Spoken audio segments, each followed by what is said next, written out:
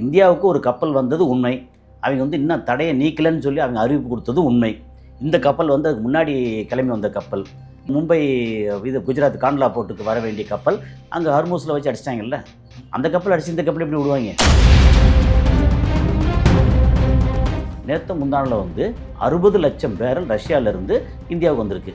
இப்போது இந்த ஒரு கப்பல் வந்ததுனால நமக்கு வந்து இப்போ உடனடியாக கேஸ் பிரச்சனை தீர்ந்துருச்சு அப்படின்னு கொண்டாடுறதுக்கு ஒன்றும் இல்லை. அதானியோட அந்த ரிஃபைனரி இருக்குல்ல, அதுக்கு வந்திருக்கு. இந்த 60 லட்சம் லிட்டரை வந்து ரிஃபைன் பண்ணி இந்தியாவுக்கு கொடுத்தா நமக்கு வந்து இன்னும் பிரச்சனையும் இல்லையே. வெளிநாட்டுக்கு என்ன ரேட்டு கொடுக்குறியோ அந்த ரேட் நான் வந்து உங்களுக்கு தரேன் அப்படின்னு சொல்லி, ஏன்னா ஃப்ரீயாக கேட்க முடியாது. நான் உங்களுக்கு தரேன்னு சொல்லிட்டு இந்திய மக்களுக்காக கொடுக்கணும்ல. இன்னைக்கு நம்ம வடகொரியா அதிபர் கிம் ஜாங் உன் ஒரு இது சொல்லியிருக்கா தெரியுமா? இஸ்ரேல் நீங்கள் தப்பு பண்ணிட்டீங்க, தெஹ்ரானில் இருக்கக்கூடிய நார்த் கொரியாவோட எம்பசி நீங்கள் தாக்கிட்டீங்க, அதுக்கான விளைவுகள் நீங்கள் வந்து எதிர்பாருங்க அப்படின்னு இன்னைக்கு சொன்னது பார்த்தீங்களா? ஹர்மூஸ் எங்கள் இடம் தானே, அமெரிக்கா ஈரான் இடம் தானே, எங்கள் இடத்த நீங்கள் பயன்படுத்தலாம் அப்படின்னு அவங்க சொல்லியிருக்காங்க. ஃபஸ்ட்டு திங்க வந்து குவைத்தை வந்து அதை அக்செப்ட் பண்ணி எங்கள் தளத்தை இனிமேல் வந்து அமெரிக்கா பயன்படுத்தக்கூடாது அப்படின்னு அவங்க சொல்லியிருக்காங்க. கத்தார் வேறு வந்து அடுத்து சொல்லதாக இருக்காங்க. அப்புறம் பஹ்ரைன் வந்து மன்னரை காணோன்னு சொல்லிட்டு இருக்காங்க. ரிஃப்ளெக்ட் வாய்ஸ் நேயர்களுக்கு வணக்கம். இன்றைய சிறப்பு நேர்காணலில் நாம் சந்திக்க இருக்கின்ற சிறப்பு விருந்தினர் அரசியல் சமூக திறனாய்வாளர் கசாலி அவர்களை வரவேற்று நிகழ்ச்சியில் செல்வோம். சார் வணக்கம். வணக்கம்னா sir. Sir, America Israel Iran போர் இது வந்து ஒரு வளைகுடா போராக ஆரம்பித்து இப்போது அது உலகம் முழுமைக்கும் இந்த போருங்கிறது பாதிக்க ஆரம்பிச்சு. அதாவது ஈரானில் நடக்கிறது இங்கே எதுக்குடா போராட்டம் பண்ணிட்டு இருக்கீங்க அப்படின்னு சொல்லியிருந்த வகையெல்லாம் இன்னைக்கு எங்கள் வீடுகளில் கேஸ் தீர்ந்து போச்சு, பெட்ரோல் பங்குகள்லாம் நிற்கிற ஆளுங்கள்லாம் பார்க்க முடியுது. இப்போது இன்றைக்கு என்ன செய்திகள் வருது அப்படின்னா, அதாவது அந்த ஹர்மூஸ் வழியாக எந்த நாட்டு கப்பல்களும் தடுக்க வைக்கப்பட்ட நிலையில் இந்த இந்திய கப்பல் வந்து கடந்து சென்னைக்கு வந்த, அதாவது இந்தியாவுக்கு வந்த மாதிரி ஒரு செய்திகள் இருக்குது. அதை மறுத்ததாக ஈரான் தரப்பில் வந்து செய்திகளும் இருக்குது.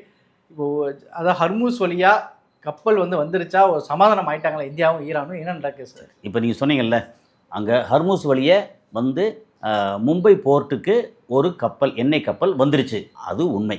இந்திய கப்பல்களுக்கு அவங்க வந்து தடையை நீக்கி, ஈரான் வந்து தடையை நீக்கி அவங்க ஓப்பன் பண்ணி விட்டாங்களா? அது அப்படி ஓப்பன்லாம் பண்ணி விடலை.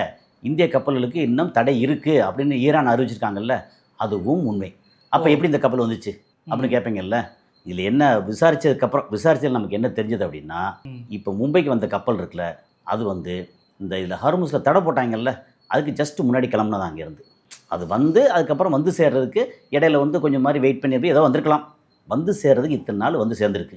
ஓகே, உடனே வந்து இப்போ நமக்கு வந்து ஓப்பன் பண்ணிட்டாங்க அப்படின்னா, நேற்று வந்து இதில் தாய்லாந்து கப்பல், காண்ட்லா துறைமுகத்துக்கு வர வேண்டிய தாய்லாந்து கப்பல் கலிஃபா போர்ட்லேருந்து, அதாவது யுஏஇ கலிஃபா போர்ட்லேருந்து மும்பை இது குஜராத் காண்ட்லா போர்ட்டுக்கு வர வேண்டிய கப்பல் அங்கே ஹர்மூஸில் வச்சு அடிச்சிட்டாங்கல்ல. அந்த கப்பல் அடிச்சு இந்த கப்பல் எப்படி விடுவாங்க? ஒரே நாள் எப்படி டக்குன்னு வந்துடும்? வந்து சேருக்கு ஒரு டைம் இருக்குங்க. அதனால் இந்தியாவுக்கு ஒரு கப்பல் வந்தது உண்மை. அவங்க வந்து இன்னும் தடையை நீக்கலன்னு சொல்லி அவங்க அறிவிப்பு கொடுத்தது உண்மை. இந்த கப்பல் வந்து அதுக்கு முன்னாடி கிளம்பி வந்த கப்பல்.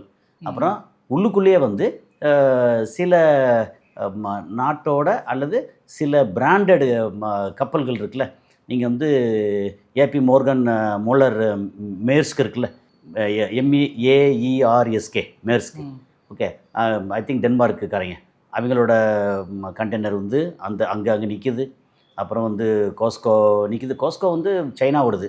அவங்க இது மட்டும் வந்து 30 கப்பல்லாம் முந்தா நாள் கிளம்பி வந்துச்சு, அவங்களுக்கு பிரச்சனை இல்லை, ஓடிக்கிட்டு இருக்கு. ஆமாம், அப்படியே இந்த மாதிரி பெரிய பெரிய கம்பெனிகள் கப்பல் இருக்குல்ல, அந்த கப்பல் எல்லாமே உள்ளே நிற்குது. உள்ளே போய் எண்ணெய் ஏற்ற முடியாமல் தவிச்சு போய் நிற்கிற கப்பல் ஓவராலாக வந்து 800 கப்பல் நிற்கிறத சொல்கிறாங்க. 800 ஷிப்ஸு. ஆனால் டெய்லி வந்து ஒரு 140 வரைக்கும், 120-140 கப்பல் வரைக்கும் டெய்லி வந்து எண்ணெய் கப்பல் அதில் போகுது. அதில் மெஜாரிட்டி எண்ணெய் கப்பல். அது இல்லாமல் இங்கேருந்து போகக்கூடிய அந்த ஃபுட் ஐட்டம் பொருட்கள் கொண்டு போகிறது, அதுக்கப்புறம் அங்கேருந்து வேறு எலக்ட்ரானிக் ஐட்டம் வெளிநாட்டிலேருந்து வேறு இதை கொண்டு வந்து சேர்க்குறது அப்படின்னு கப்பல்கள் வந்து ரொம்ப சகஜமாக வர வேண்டியதில்லை. இப்போ ஆல்மோஸ்ட் எதுவும் இல்லாமல் சைனாவுக்கு வர வேண்டிய எண்ணெய் கப்பல் மட்டும் கரெக்டாக வந்திருக்கு. இந்தியாவுக்கு வந்து கிளம்புன கப்பல் இங்கே வந்து சேர்ந்துருக்கு. இப்போ அது இப்போ என்ன சொல்கிறீங்கன்னா, இப்போது இந்த ஒரு கப்பல் வந்ததுனால நமக்கு வந்து இப்போ உடனடியாக கேஸ் பிரச்சனை தீர்ந்துருச்சு அப்படின்னு கொண்டாடுறதுக்கு ஒன்றும் இல்லை. ஏற்கனவே நம்ம சொல்கிறது தான், கேஸ் பிரச்சனை இருக்குது. ஆனால் இப்போ நம்ம லபோன்னு அலையிற அளவுக்கு இன்னும் இல்லை. ஏன்னா எல்லாரும் எடுத்து பதுக்கி வைக்கிறது இருக்குல்ல. பதுக்கினா வீட்டில் வந்து ஒரு கேஸ் முடிஞ்சிருக்கும், முடிஞ்ச சிலிண்டருக்கு அப்புறம் அடுத்த கேஸ் புக் பண்ணும்போது இன்னும் ஒரு 10 நாள் மெதுவாக புக் பண்ணிக்கிறோமே வருதே அப்படின்னு புக் பண்ணியிருப்போம். அப்போது அந்த ரொட்டேஷன் கிளியராக வந்து சர்க்கிளில் வந்து கிளியராக வந்துக்கிட்டே இருந்துச்சு. இப்போ ஐயோ போச்சேன்னு 1 2 பேரில் 3 அப்படின்னு எக்ஸ்ட்ரா கொடுத்து வாங்கி வச்சு ஒரே டைமில் எக்கச்சக்கமாக வாங்கினதுனால இந்த பரபரப்பு வந்துச்சு. மற்றபடி இன்னும் ஒரு 25-30 நாளைக்கு மேலே வந்து பெட்ரோல் டீசலுக்கு வந்து ஆல்ரெடி நம்ம ரிசர்வ் வேறு வச்சுருக்கோம். அதை தேக்கி வைக்க முடியும், கேஸ் வந்து தேக்கி வைக்க முடியாது. ஏன்னா வந்து கம்ப்ரஸ் பண்ணி பண்ணணும், இதோட வாலட்டிலிட்டி ரொம்ப ஜாஸ்தி, அப்படின்னு பண்ண முடியாது. இதெல்லாம் காரணங்கள். கேஸு இப்போ இன்னொரு முக்கியமான ஒரு செய்தி வந்தது. இந்த கப்பலை வச்சு நம்ம ஒட்டி வந்துடுவோம். நேற்று முந்தானில் வந்து ரஷ்யாவிலேருந்து 60 லட்சம் பேரல், ஓகே, ஐ திங்க் ஒரு பேரல் வந்து 159 litre, okay, if I'm not wrong, okay, 159 litre ஒரு பேரல் அப்படின்னு சொல்கிறாங்க. இது 60 லட்சம் பேரல் ரஷ்யாவிலேருந்து இந்தியாவுக்கு வந்திருக்கு. அதானியோட அந்த ரிஃபைனரி இருக்குல்ல, அதுக்கு வந்திருக்கு. இந்த 60 லட்சம் லிட்டரை வந்து ரிஃபைன் பண்ணி இந்தியாவுக்கு கொடுத்தா நமக்கு வந்து இன்னும் பிரச்சனையும் இல்லையே.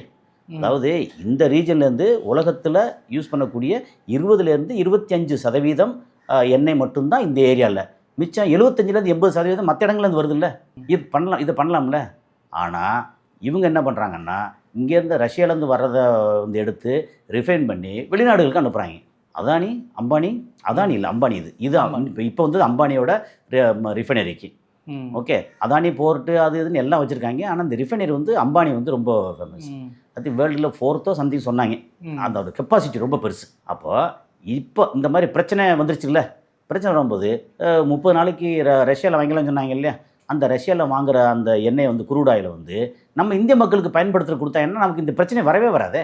ஏன்னா இப்போ ஒரு 60 லட்சம் பேரல் இங்கே வந்து ரிஃபைன் பண்ணுறாங்கன்னா அதில் வந்து ஒரு 120 லட்சம் இது வந்து நமக்கு 150 வந்துடும் வந்து அந்த அளவுக்கு வந்து கேஸ் கிடைக்கும் நமக்கு. அதில் ஒரு இதுலேயும் வந்து ஒரு பேரலில் வந்து ஒரு 2 3 சிலிண்டர் கிடைக்கும். அவ்வளோதான், 4% 5% அவ்வளோதான் வந்து கேஸ் கிடைக்கும். அதில் இப்படி கணக்கு பண்ணிங்கன்னா நமக்கு பிரச்சனை வராது, கேஸ் பிரச்சனையும் பெருசாக வராது.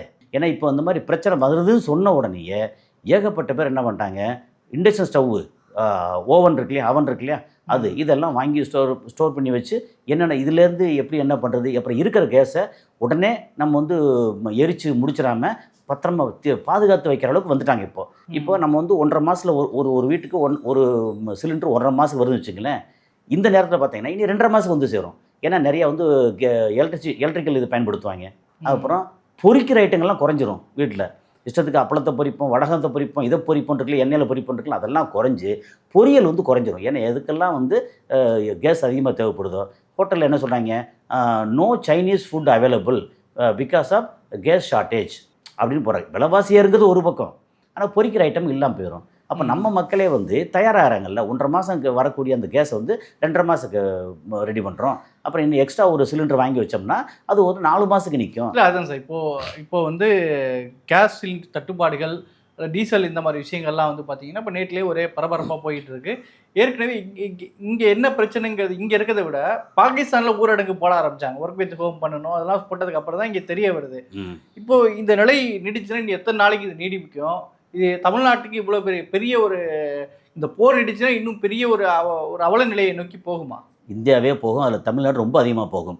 ஏன் ரொம்ப அதிகமாக போகும்னு சொல்கிறேன்னா, தமிழ்நாடு வந்து இந்தியாவிலேயே ஒரு டெவலப்டு ஸ்டேட் அப்படின்னா தமிழ்நாடு, ஓகே. அதாவது டெவலப்பிங் இல்லை, டெவலப்டு ஸ்டேட்டு. நீங்கள் வந்து மகாராஷ்டிரா எடுத்துக்கங்க, தமிழ்நாடு எடுத்துங்க. மொத்த இந்தியாவில் குஜராத், மகாராஷ்டிரா, தமிழ்நாடு, அப்புறம் கர்நாடகாலையும் ஒவ்வொரு பகுதி தான் வந்து நல்லா டெவலப் ஆகிருக்கு. தமிழ்நாடு எடுத்திங்கன்னா ஓவராலாக வந்து ஒரு இன்க்ளூசிவ் குரோத் வந்து ஜாஸ்தி. இங்கே நீங்கள் மகாராஷ்டிரா எடுத்தீங்கன்னா இன்க்ளூசிவ் குரோத் கிடையாது. ஏழையாக இருக்கிறோம், பயங்கர ஏழையாக தான் இருக்கான். ரொம்ப பணக்காரன் ஆகிட்டு இருக்கான். ஒரு TS50 வச்சுருக்காங்க. ஆமாம், ஒரு நார்மலாக. இப்போ நம்ம அப்படி இல்லை, நம்ம தமிழ்நாட்டில் அப்படி இல்லை. எல்லா கிராமத்துக்கும் கரண்ட்டும் இருக்குது. எல்லா கிராமத்துலேருந்து பைக்கு, 2 வீலர் வச்சுருக்காங்க, ஸ்கூட்டி எல்லாமே வந்துருச்சு. இந்த சௌரியம் வசதி இருக்குல்ல, இன்க்ளூசிவ் குரோத் வந்து தமிழ்நாட்டில் அதிகம். ஓகே, நீங்கள் குஜராத் போனீங்கன்னா இன்னும் மோசம். அங்கே வந்து ஒரு குறிப்பிட்ட ஆட்கள் மட்டும்தான் வந்து பணக்காரன், மேலும் பணக்காரன் அப்படி ஆகிட்டு இருக்காங்க. ஒரு மெஜாரிட்டி ஆஃப் பீப்புள் வந்து எல்லாம் இன்னும் ஏழைகளாக தான் இருக்காங்க. அங்கே வந்து இன்க்ளூசிவ் குரோத் கிடையாது. ஒரு பக்கம் அவங்களுக்கு எஜுகேஷனும் தரமாட்டாங்க, மெடிக்கல் வசதியும் பெருசாக கிடையாது. ஏதோ வேலையை வந்து அங்கே கொஞ்சம் கொடுக்குறாங்க ஒழிய. நீங்கள் வந்து குஜராத்தில் கிராமங்களுக்கு போய் பார்க்கணும், குஜராத் சிட்டியை மட்டும் போய் பார்த்து பிரயோஜனம் இல்லை. ஓகே, அந்த மாதிரி. ஸோ நமக்கு வந்து தமிழ்நாடு வந்து இப்போ இந்த மாதிரி இன்க்ளூசிவ் குரோத்தில் நம்மளுடைய எரிபொருள் தேவை இருக்குல்ல, பயன்பாடு ரொம்ப அதிகம். அப்போ நமக்கு வந்து பாதிக்கப்படுறதுல பீகாரை விட, ஆந்திராவை விட, ராஜஸ்தான், யூபி இவங்களோட நமக்கு வந்து பாதிப்பு அதிகமாக வரும். ஊரடங்கு அளவுக்கு வருமா அப்படிங்கிறது கொஷின் மார்க் தான். ஊரடங்கு அதாவது ஹர்மோஸ் பிரச்சனை இருக்குல்ல, அது வந்து இன்னும் 3 மாதம் 4 மாதம் இழுத்துட்டு போகுதுன்னு வைங்களேன். இழுத்துட்டு போனால் நமக்கு வந்து மெஜாரிட்டி வந்தது வந்து இந்த கேஸு தான். நேச்சுரல் கேஸ் இருக்குல்ல, அந்த நேச்சுரல் கேஸ் வந்து கத்தார்லேருந்து வரணும். சப்போஸ் அந்த கத்தார்லேருந்து எடுத்து அந்த நிலப்பரப்பு வழியே உள்ளே போய் அதுக்கப்புறம் வந்து ரோடு வழியே ஓமானுக்கு வந்து, அப்புறம் இந்த பக்கத்து ஒமானில் வந்து சொஹார் போர்ட்டோ அல்லது ஃபுஜரா, இந்த பக்கம் யூஏயில் ஃபுஜரா போர்ட்டோ, கொர்ஃபகன் போர்ட்டோ, அங்கேயும் வர முடியல, அங்கே அடிக்கிறாங்க. சலாலா போர்ட்டுக்கு போய் அப்படி வந்து சேரணும்ல, அது போய் சேர்றதுக்குள்ளே வந்து ஒரு வழி ஆயிரும். அதில் இந்த சைடில் கூடிய சவுதி அரேபியா நிலப்பரப்பு வழியே போய் செங்கடல் வழியே போகணும். அதுவும் பெரிய அளவுக்கு சொல்ல முடியாது. அதனால் எப்படி பார்த்தாலும் இந்த சௌரியம் வந்து வேற எங்கேயும் இல்லை. ஸோ இன்னும் 4 மாதம் போகுது அப்படின்னா நம்ம பெரிய அளவுக்கு கஷ்டப்படுவோம். நமக்கு க்ரூட் ஆயில் நிறையா யூஏயில் வாங்குகிறோம், சவுதியில் வாங்குகிறோம். நேச்சுரல் கேஸ் வந்து கத்தாரில் வாங்குகிறோம், குவைத்தில் கொஞ்சம் வாங்குகிறோம். குவைத்தில் வந்து க்ரூட் ஆயிலெலாம் வாங்குகிறோம். பட் மேஜர் வந்து நமக்கு யூஏஇ அண்ட் சவுதி அரேபியா. அதை விட்டாச்சுன்னா நம்ம அதிகமாக வாங்குறது வந்து ரஷ்யாவில். இப்போ ரஷ்யாவில் வாங்கின்னு சொல்லியிருக்காங்க. அந்த ரஷ்யாவில் வாங்குறத வந்து நமக்கு உதாரணத்துக்கு 60 லட்சம் பேரல் வந்திருக்கு அப்படின்னா அதில் வந்து 10 லட்சம் பேரல் வந்து இந்தியாவுக்கு கொடுக்குறோம், 50 லட்சம் பேரல் வெளிநாட்டுக்கு விற்கிறோன்னு அவங்களுக்கு அப்படின்னா பிஸ்னஸ். அப்போ இந்த நேரத்தில் நீ வந்து ஒரு இந்தியனா யோசிச்சு பார்த்தா நேஷனலைஸ் பண்ணு. இப்போ வெளிநாட்டுக்கு என்ன ரேட்டு கொடுக்குறியோ அந்த ரேட் நான் வந்து உங்களுக்கு தரேன் அப்படின்னு சொல்லி, ஏன்னா ஃப்ரீயாக கேட்க முடியாது, நான் உங்களுக்கு தரேன்னு சொல்லிட்டு இந்திய மக்களுக்காக கொடுக்கணும்ல. அந்த ஒரு டிட்டர்மினேஷன் வந்து இந்திய அரசில் இல்லை, ஒன்றிய அரசுக்கு இப்போ இல்லை. அதுதான் பிரச்சனை. சரி சார், இப்போ இன்னொரு பக்கம் என்னென்னா, இந்த போர் நிறுத்தத்தை வந்து விரைவில் கொண்டு வருவேன் அப்படின்னு சொல்லி ட்ரம்ப் சொல்லியிருந்தார். நாங்கள் வந்து வெற்றி அடைஞ்சிட்டு சில இலக்குகள் மட்டும்தான் பாக்கி இருக்குது இப்படிலாம் சொல்லிட்டு இருந்தார். இப்போது இந்த போருடைய ஒரு முடிவுக்கு வருவதற்கு வாய்ப்புகள் இருக்கா? ட்ரம்ப் வந்து இலக்குகளை எட்டிட்டோம், இன்னும் எப்போது வேணால் இந்த போரை முடிப்பேன்னு சொல்வதோடைய என்ன புரிஞ்சுக்கிறது? நீங்கள் இந்த வசூல் ராஜா எம்பிபிஎஸ்னு ஒரு படம் பார்த்துருப்பீங்க. அதில் வந்து எங்கே போகணும், இந்த மாதிரி நான் வந்து டாக்டர் ஆகணும், படிக்கணும் அப்படின்னு இந்த ஒருத்தர் வந்து ஓகே இங்கே நில்லுங்க, அப்படி கொஞ்சம் கொஞ்சமாக சரியாக வந்துடும், நானும் அப்படித்தான் வந்து நான் பிரைம் மினிஸ்டர் ஆகணும்னு சொல்லிகிட்டே இருந்தேன், கடைசியில் வந்து எனக்கு வந்து சேர்த்தாங்க அப்படின்ற மாதிரி. என்னென்னா கிறுக்குத்தனமாக உளறது இருக்குல்ல, அது வந்து பார்த்தா எல்லாருக்கும் தெரியுது. சோசியல் மீடியா முதற்கொண்டு மெயின்ஸ்ட்ரீம் மீடியா வரைக்கும் எல்லாரும் போட்டுட்ருக்காங்க. இங்கே வந்து எந்த அளவுக்கு ஈரான் அடி வாங்கியிருக்கோ அதை விட அதிகமாக வந்து இஸ்ரேல் அடி வாங்கியிருக்கு. அப்புறம் அதுக்கு சற்றும் குறையாத அளவுக்கு, ஓவராலாக குறையாத அளவுக்கு இவங்களோட ஜிசிசி கண்ட்ரியில் இருக்கக்கூடிய ப்ளஸ் நான் ஜிசிசியில் இருக்கக்கூடிய அமெரிக்க தளங்கள், இப்போ துபாய் எடுத்தாச்சு, யூஏன்னு எடுத்தாச்சுன்னா யூஏயில் வந்து துபாய் ஊருக்குள்ளே மக்கள் வாழ்கிற இடத்துல பெருசாக அடித்து அவங்க டார்கெட் பண்ணுறது எல்லாமே வந்து அமெரிக்க தளங்கள். அமெரிக்கா விட்டு ஓடு, அப்புறம் அமெரிக்காவோட எம்பசி அப்படி அடிக்கிறாங்க. அந்தளவுக்கு அடி வாங்கிட்டு நம்ம வந்து அப்புறம் வெளியில் வந்து நாங்கள் வந்து வெற்றி விளிம்பில் இருக்கோம், நாங்கள் வந்து ஜெயித்தோம் அப்படின்னா, அப்புறம் ஜெயிக்கிறேன்னு சொல்கிற பின்னையா சோகமாக இருக்க அப்படின்னா அது வழி வேறு டிபார்ட்மெண்ட், இது இப்படி நாங்கள் போய் தான் சொல்லுவோம் அப்படின்ற மாதிரி வந்து அவர் சொல்கிறது யாருமே நம்பலை. இப்போ வந்து கடைசியாக ஒரு இதெல்லாம் பார்த்துருப்பீங்களே, அவர் தலைமறைவுன்னு. ஆமாம். அப்புறம் வெற்றி விளிம்பில் இருக்கிற வீராவேசமாக சொல்கிற ஆள் வந்து ஏன் தலைமறைவாகணும்? என்னென்னா மிலிட்ரி சீஃப்ஸ் எல்லாம் வந்து அவங்க எதிராகிட்டாங்க. அவருக்கு நோ கான்ஃபிடன்ஸ் மோஷன் மாதிரி எல்லாம் கொண்டு வர்றாங்க. இனிமேல் இப்போ போர்னு எடுத்தாச்சுன்னா எங்கிட்ட பெர்மிஷன் கேட்காம நீங்கள் வந்து போர் அனௌன்ஸ் பண்ணக்கூடாதுன்ற அளவுக்கு கொண்டு வந்துட்டாங்க. நம்ம காங்கிரஸ் செனட் சபையை கொண்டு வந்துட்டாங்க. சரி, இப்போ ஏற்கனவே நம்ம பேசியிருக்கோம், இராணுவ ஆட்சி வரப்போகுதுன்ற அளவுக்கு பேசியிருக்கோம். அது ஏற்கனவே சும்மா நம்ம வந்து வெறும் கற்பனையாக சொல்கிறது இல்லை. அங்கே என்ன பேசுகிறாங்களோ, என்னென்னலாம் பாசிபிலிட்டிஸ் இருக்கோ, இவர் வந்து ஓகேன்னு சொல்லி சமாதானத்துக்கு வந்து வெள்ளைக்கொடி பிடிச்சி ஓகேன்னு வந்து பிரச்சனை இல்லாமல் ஆக்கி, அமெரிக்காவுக்கு பிரச்சனை இல்லை அப்படின்னா அங்கே இருக்கக்கூடிய இராணுவ தலைமை இருக்கு இல்லையா, அது நீங்கள் தரைப்படையாக இருக்கட்டும், வான்படையாக இருக்கட்டும், கப்பல் படையாக இருக்கட்டும், எல்லா இதில் இருக்கக்கூடிய பெரிய ஆட்கள் அவன் முட்டாப்பையில எல்லாருக்கும் அறிவு இருக்குல்ல. அப்போ ஒரு முட்டாள் பிரசிடென்ட்டு சொல்கிறத கேட்டு எல்லோரும் ஆடுவாங்களா? மக்கள் தேர்ந்தெடுத்துட்டாங்க, சரி ஓகே, ஒரு அளவுக்கு மேலே வந்து சாகடிச்சிட்டு இருக்காங்க, நாங்கள் ஏன் சாகணும் அப்படின்னு எதிர்த்துட்டாங்கன்னா அந்த நிலைமை தான் இங்கே வர்றதுக்கான கொஸ்டின் மார்க்கு.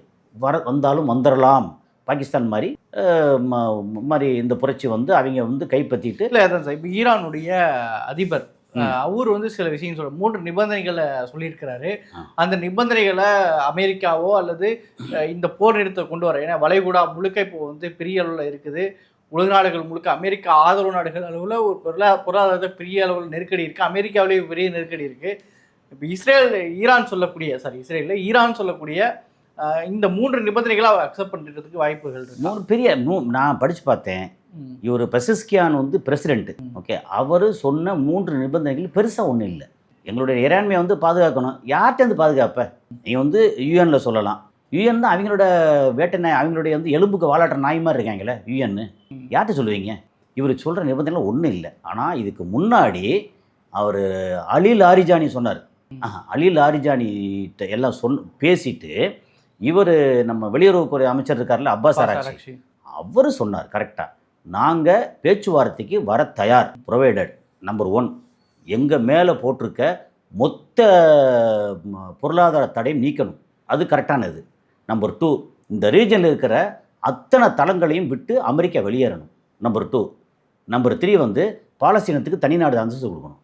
ஏன்னா பாலஸ்தீனத்துக்கு தனிநாடு அந்தஸ்து கொடுக்குறது பாலஸ்தீன மக்கள் மேலே இருக்கிற பாசத்தில் இல்லை, இது ஒரு அரசியல். அங்கே தனிநாடு அந்தஸ்து கொடுத்துட்டா அங்கே வந்து நேரடியாகவே இங்கே Iran, Saudi Arabia, China, Russia எல்லாம் அவங்களோட தூதரகம் அங்கே வரும், அவங்களோட ஆட்கள் இருப்பாங்க. இப்போ ஏதாவது ஒரு பிரச்சனைன்னு சொல்லி இப்போ காசாவை அடித்த மாதிரி அடுத்து வந்து ஏதாவது அடித்தாங்கன்னா என்ன நடக்கும்? ஒரு தூதரகத்தை அடித்தா அந்த நாட்டை அடித்த மாதிரி. ஓகே, அப்போ எப்படி அடிக்க போச்சு அப்படின்னு இஸ்ரேலை வந்து நசுக்கிவிடுவாங்க. அப்படி வந்துடும். இன்றைக்கி நம்ம வடகொரியா அதிபர் கிம் ஜாங் உன் ஒரு இது சொல்லியிருக்கா தெரியுமா? இஸ்ரேல் நீங்கள் தப்பு பண்ணிட்டீங்க, டெஹ்ரானில் இருக்கக்கூடிய நார்த் கொரியாவோட எம்பசி நீங்கள் தாக்கிட்டீங்க, அதுக்கான விளைவுகள் நீங்கள் வந்து எதிர்பாருங்க அப்படின்னு இன்றைக்கி சொன்னது பார்த்தீங்களா?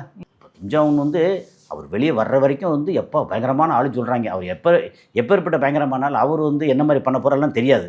ஆனால் அவர் கையில் வந்து இன்டர் கான்டினென்டல் பாலிஸ்டிக் மிசைல் இருக்குது, அணு ஆயுதம் கையில் இருக்குது. ஓகே, என் நாடு பண்ணாலும் பரவாயில்ல, ஒன்றை நான் வந்து அடித்து தாக்குறேன்னு சொல்லி இறங்கி தாக்குனா, ஸோ அவர் இந்த மாதிரி விட்டுருக்காரு. அப்போது இந்த காசாலையும் சரி வெஸ்ட் பேங்க்லேயும் சரி அங்கே வந்து இந்த நாடுகளோட மற்ற பெரிய பெரிய எல்லா நாடுகளோட தூதரகம் அங்கே வந்துருச்சு அப்படின்னா அந்த பக்கம் இஸ்ரேல் வந்து வாலாட்ட முடியாது, அப்படி ஒரு பிரச்சனை வரும். அதுக்கப்புறம் அங்கே லோக்கலில் வந்து இந்த மாதிரி தீவிரவாத குழுக்கள் இல்லை போராளி குழுக்கள் அப்படின்னு சொல்லி இன்னும் ஃபீட் பண்ணிகிட்டே இருப்பாங்க. நீ அடி, போராளி குழு அடி.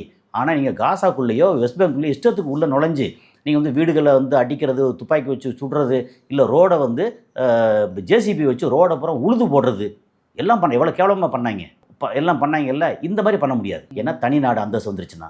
அப்போ இவங்க கேட்குறது வந்து என்ன? நம்பர் 1 நீங்கள் வந்து எங்களுக்கு 47 வருஷமாக போட்டிருக்கக்கூடிய பொருளாதார தடையை மொத்தத்துக்கு நீக்கிடணும், அடுத்து பேச்சே கிடையாது.